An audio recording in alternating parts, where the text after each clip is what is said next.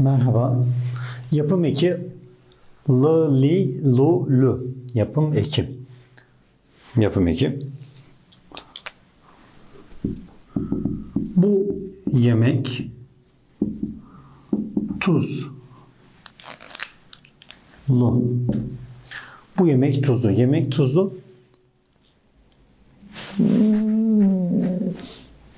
Tuzlu. Yemek tuzlu.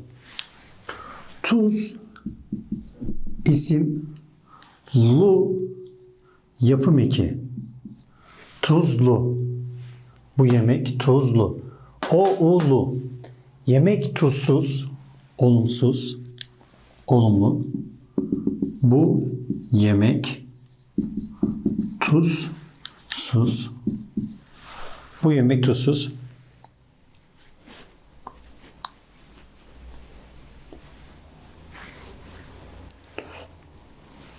Bu yemek tuzsuz. Tuzsuz, olumsuz. Tuz isim, sus yapım eki. Sus yapım eki. Olumsuz. Diyalog. Öğretmen gözlük. Gözlük. Gözlük isim.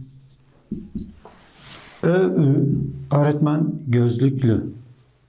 Fatih gözlük süs. Diyalog. Fatih gözlük süs. Fatih gözlük süs. Diyalog.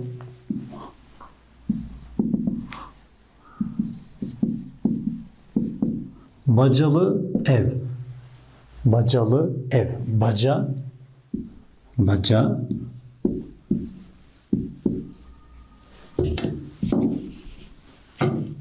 Bacalı ev.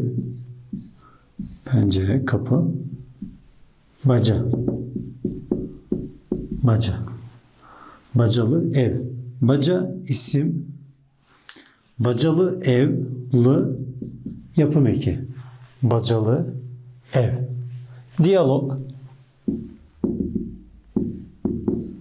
Şekerli çay.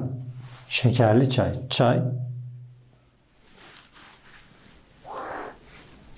Şekerli çay. Şekerli kahve. Şekerli kahve. Şekerli çay. Şeker isim, li yapım eki. Li yapım eki. Şekerli çay.